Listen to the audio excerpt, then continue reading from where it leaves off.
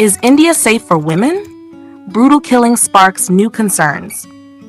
In December 2012, a 23-year-old physiotherapy student in New Delhi boarded a bus for a routine trip home.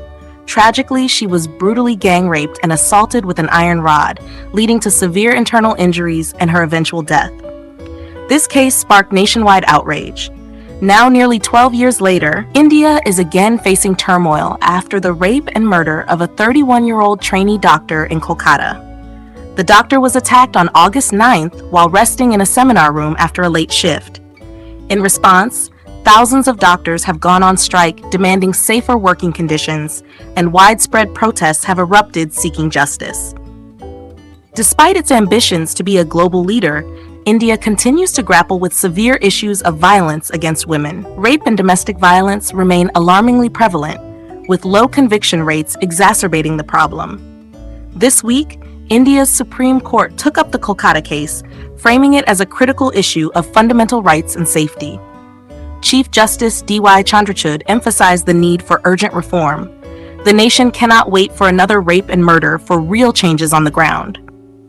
While gender-based violence exists globally, India's rapid economic growth has not translated into improved safety for women. Cultural norms and traditional practices continue to make public safety a secondary concern for women.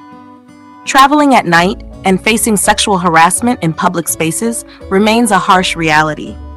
In 1997, the Supreme Court established guidelines to combat workplace sexual harassment following the 1992 rape of social worker Banwari Devi. These guidelines were formalized into law in 2013 after the infamous gang rape of the physiotherapy student known as Nirbhaya.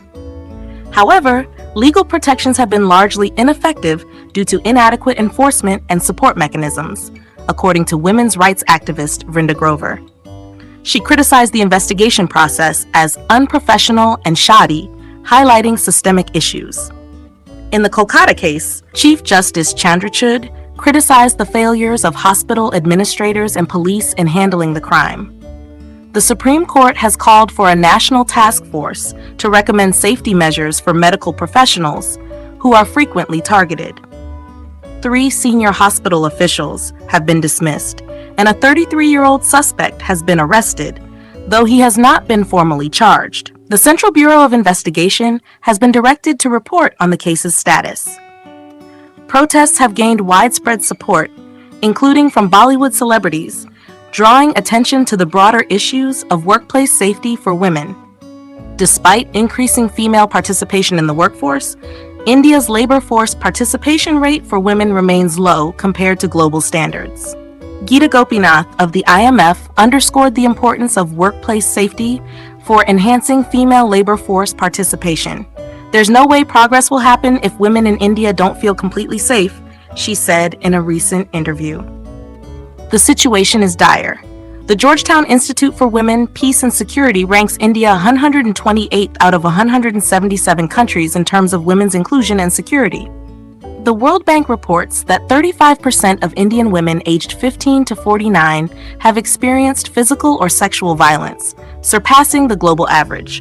In 2022, nearly 45,000 rape cases were investigated in India, but only about 5,000 resulted in convictions, a rate of just 27.4%. Many cases remain unreported due to stigma and other factors. Despite this, there have been shifts in public perception since the Nirbhaya case and the Me Too movement. Women now clearly understand that they are not responsible for these crimes, noted activist Vrinda Grover. On Wednesday, hundreds of doctors protested outside the Federal Health Ministry, demanding immediate safety measures. Dr. Pinky Verma highlighted the issue of unreported attacks, emphasizing that many go unnoticed because they involve women.